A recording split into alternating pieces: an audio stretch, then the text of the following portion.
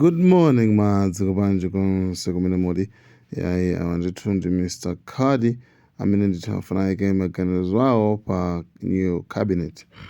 Yayi nthawi zonse ndithu munthu ameneyu amayankhulapo ndithu anthu ambiri ndithu amamukonda malingana ndi voice yake malingana ndithu ndi mmene amazilengera zinthu ndi apapa pali nkhani ndithu imene very interesting imene akufuna ikambe.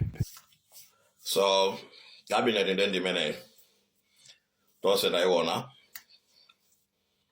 enafe anthu aphuma because timalikonda dziko lathu. Ine ndimakonda Malawi and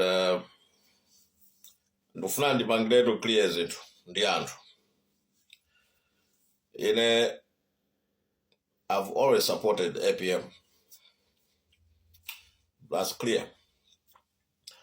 And the support yanga si support ija kuti timapereka support chifukwa kuti tikufuna kena kake. Ife timapereka support chifukwa kuti we believe in the person. I won't change. Ndofuna ndione kusintha dziko. Mazona ndewis takula. Okay? Ndife anthu akulu masiku ano. Anthu ambiri akukumana ndi zinthu zoopsa kwambiri. Dziko lathu la Malawi. Ine ndine munthu mmodzi amene ndayenda maiko. Ndapita maiko ambiri kwambiri. Ndimaona mmene anthu andale akuyendesera dziko. Pa Mauritius pompa they have achieved first world status. Mukafika Mauritius umachita kuzowa zoti wafika suliso ku Africa. Koma ndi maybe 300 miles off the coast of Zanzibar. You understand? Mu Africa momuno. Nde tikamaona dziko lathu likupita pasogolo, anthu timanyadira. Sikuti tikufuna kuti tizingokangana ndi anthu andale ayi. Ndi ndazi zanga ambiri mu chipani cha DPP. Ndizovuta kupanga criticize boma panopa for me. Kwa ineyo ndizovuta kwambiri. Because I will lose a lot of friends. Ndafika panopa point yokuti ndikuchita mantha kuti is it worth it to lose a friend because of politics, or is it worth it for me to sacrifice certain friends because I want what's best for Malawi?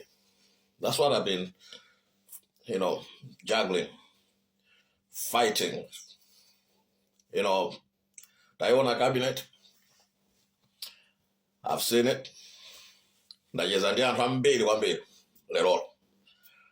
And ambiri anduza would take a step back. Give him 100 days. After the 100 days, we will weigh. Kotikodi, was it a hit or was it a miss? Was Chakwera even better than these people? This is where we stand. I just want to appeal to you guys. Let us support the government. And where we can aid. I'm a businessman. I'm not a politician. I love politics, but I prefer where my life is at the moment. My business is good. Oma, sunga bange business singa bange thrive. Ngati uganika kukala in an environment mene it's so conducive to business enterprising. Because chimavuta ku Malawi ndiyakuti palima sections of society ena amene sagwenda. Palima businesses ena amene sagwenda chifukwa chokuti they depend on politicians.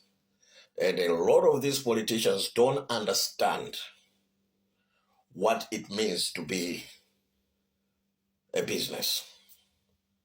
Like, manga nyanani nakuti pali ma politicians ena akukhalira mafayo because sana libilidwe. That is where dziko lathu limabwerera mbuyo. Chimene timakhala tikupempha ife ndi chokuti kodi akuluakulu simungapange create a system yogwira ntchito bwinobwino, a system that works, functions.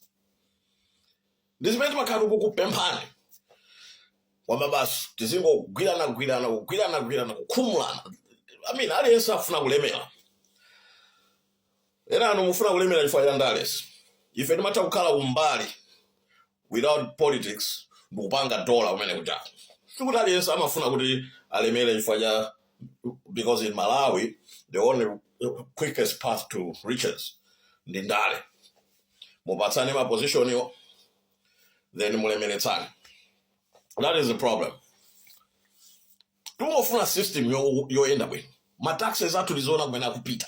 Ma companies tikapanga build asipangidwa appreciate. Osati boma ile likabwera mumuswaye uyu, mulowetsepo anthu anu, mumuswaye uyu. That is not what we want. In as many as mandinyasa. I mean, for now, I would go about 100 days. After 100 days, we can now start criticizing them or applauding them. You understand? So, from me to you, congratulations. I mean, I'm going to give a point, you know, sir. Enoch Jihana, what are you going to be doing as a deputy vice president anyway? Do you know? Did they give you a portfolio or something? You got it?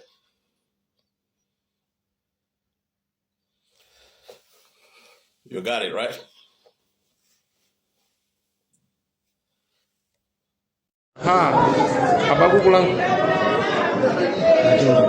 I'm very celebrated because I have met my comrade Boni Kalimbo. Uyu ndi Katundu. Katundu wina solo Boni Kashororo ndi Katundu. Ineso bano ndi Katundu takumana Katundu prophet yababu Boni Kalimbo. Boni Kashororo. Anyama takovuta omenya ukulu siko lawo. Satana makuna awameze alepera abanayo mukutijana Boni Kalimbo. Kwambiri ndakondora kwambiri kwa yamba kwa moyo wangu magira chito ndikatundu soko katundu hapa abashini na ama bebera game mapangolini wakao ile mauna kusokola kubera kharia usangalani kubera musa mwana masangalani dadi mamuona unaweza kusangalani dadi mamuona mimi wakati Afrika mukaona baba la nyamata ukauka ndiye bomalo boma hilo alafu ndio nyamula bendera ineso watu ndio nyamata wina ndamene ena nutu nduna nazatuma maika kuvutika kumana nayo yatu Katundu ekaikatwa hapo ya kubwera wina ineyo nimafuna kuti ndiyankhulepo ngati wa UTM. Ife a UTM ndife anthu amtendere. Zulo nimamva kuti Jesse Kabwira amafunsa pa zodi yake paja. Timakusatirani zomwe mmayankhula zicha. Kuyankhula kwanu kwa Jesse Kabwira mmati chipani cha MCP nchamphamvu, chili ndi mphamvu zambiri, mphamvu zake za mtundu wanji zimene timafuna kuti mtuze. Chachiwiri nchoti iniyo ndino anthu osokoneza mukuziwa nokha mukanazifunsa Jesse Kabwira kuti ineka ndine munthu wa mtundu bwanji mukuziwa before mavoti aja sanawerenge mnayambisa phokoso ndinuyo ndi avitumbiko mumba inuyo ngati anthu okukondani bwezi kwanana kuvoterani koma MP mnaruza bwanji osazifunsa kuti ine ndine munthu wa mtundu wanji. Kuchokapo mukanasiyira azanu kuti tione kuti apanga chani. Ifeyo sindife a DPP ndife a UTM koma tione kuti boma limene labwerapo lipanga chani. Inu mafuna kuti aziyendera zanu tikufuna nzindu zambiri tu zimene timafuna tikufuseni komanso kufuzani angathe kufuza nzindu zambiri. Khalidwe limene mukumaonezero ndi khalidwe loyipa ngati pali munthu wosokoneza ku MCP ndinuyo akana kuthamangisani ku MCP. Bwanji kuti muyambise chipani chanu a Jesse Kabwera zimene kumayankhula pa zodi ake anthu ambiri amakuverani muzimvetsa chisoni. Ife a UTM ndife anthu tisinayankhule pa china chilichonse za upresident kandani tikuziwa kuti tiona zimene zichitika kakupangika chani. Chimene ife tufuna kuti forex zipezeka, mafuta asike, katundu ambiri wasike. Inu mnasisapo katundu kukweza china chilichonse mwaruza kuruza kumene mnaruza inu chifukwa chokweza katundu. Katundu analibe mtengo lero ndi wina mawa ndi wina ndiye mupeza kuti mungathe kuwina bwanji. Anthu akumuzi akumavutika ngati ife anthu akumuzi maganiza kuti tipanga bwanji tinavotera kuti mwina zinthu zisinde tione kuti zili bwanji. A Jesse Kabwera kadura chedu nachoncho siyani. Ife tofenso amalawi msamayankhule ngati mwina ife tira kunja inu ndinu amalawi. Pepani ndi a Jesse Kabwera. Onani kwanu munaruza muziganizire kuti zimene nikumapanga ni chani. Azire na DPP alamulire. Ifeso wiki imene ikubwera ife a UTM tizatenga ziko ili.